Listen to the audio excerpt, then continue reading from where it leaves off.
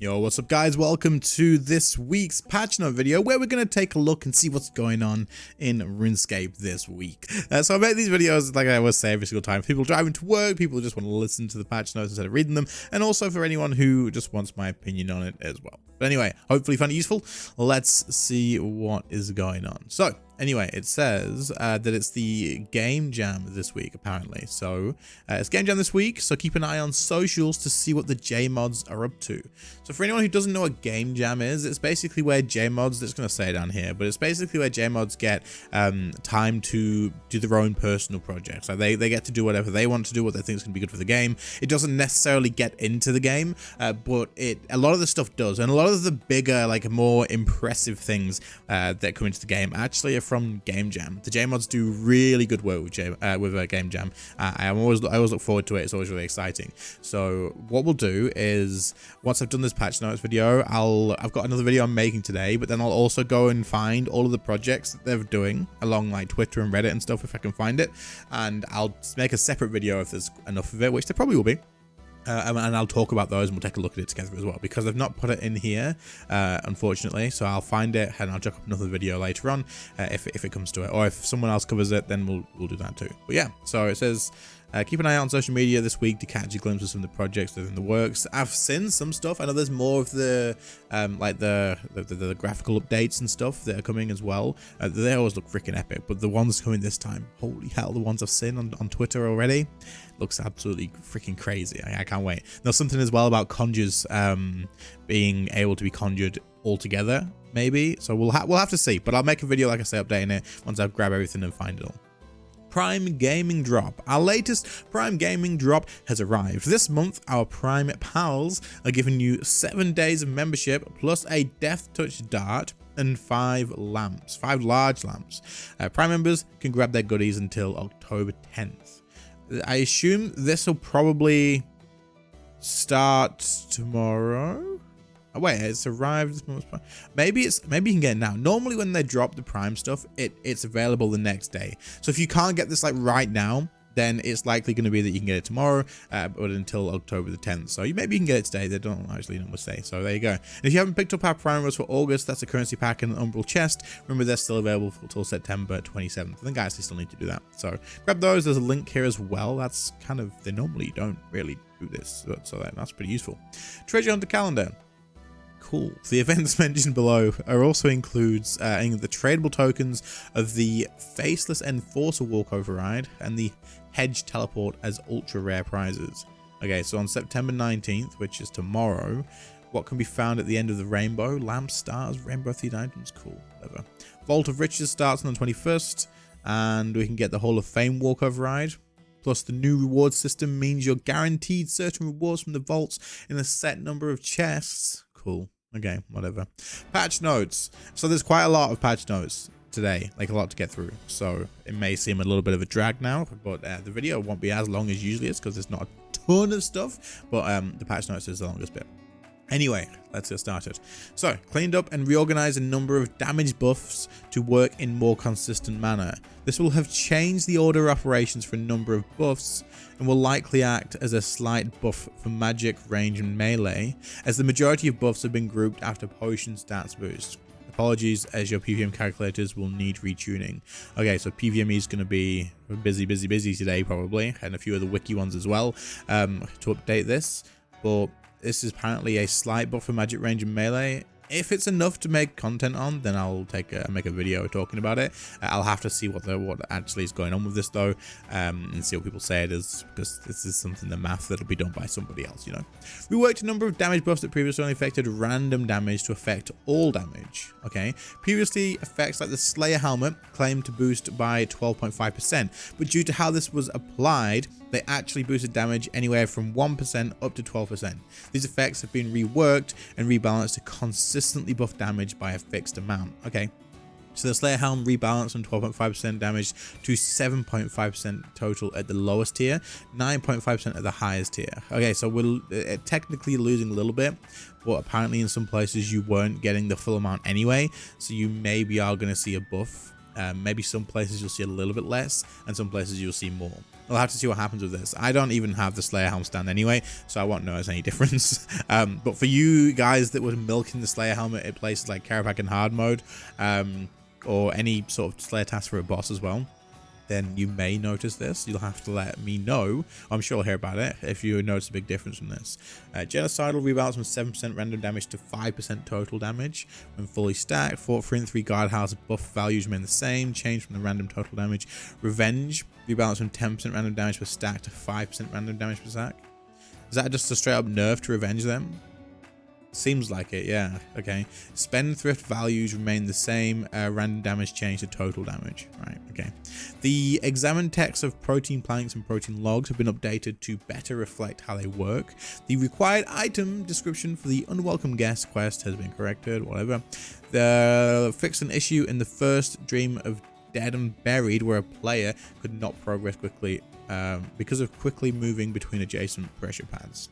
All fletched items that are non-specific to quests or promos now have a fletching XP buffs applied, okay?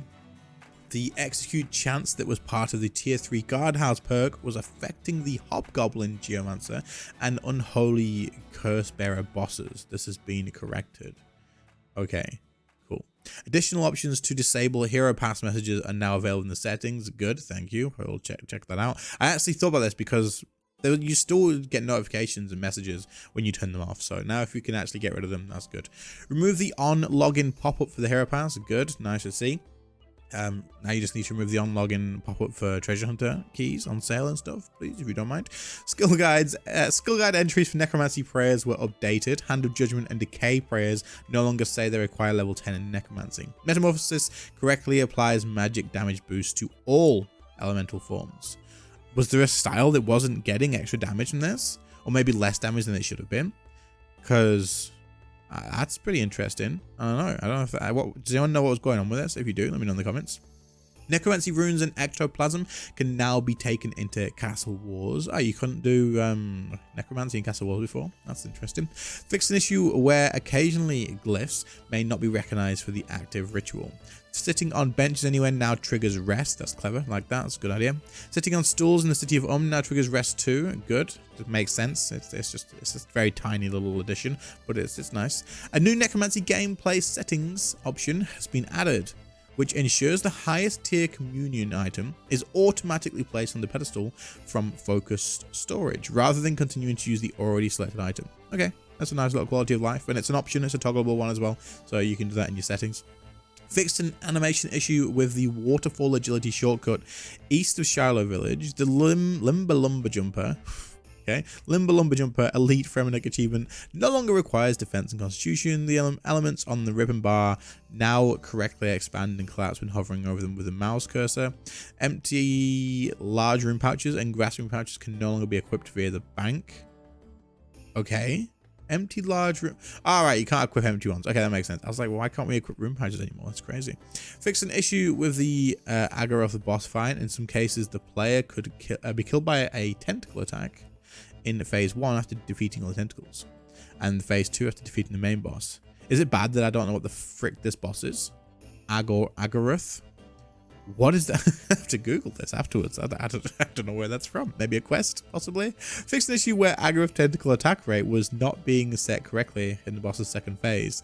Tentacles now attack more frequently. I don't know. Okay, cool. The Glacial collection log will now correctly check if it's complete when crafting any of the weapons. You can now take the shorter path between Rithalum and the wheat farm. Removed an unnecessary force walk tile in the Slayer Tower. Converted the magic carpet ride in the Jack of Spades quest to use the activity override system of the Storm God wingsuit and gondolas to standardize safety checks. Okay. The Demon Hunter bow no longer appears in the wardrobe interface when the filter receptor spears. An appropriate message is now displayed in the chat when using the agility shortcut, connecting the tree. Okay. Dismantling a cramulet without having the required inventory space no longer gives a placeholder message. Volatile clay hammers and fletching knives can no longer be equipped from the bank to the character's hand.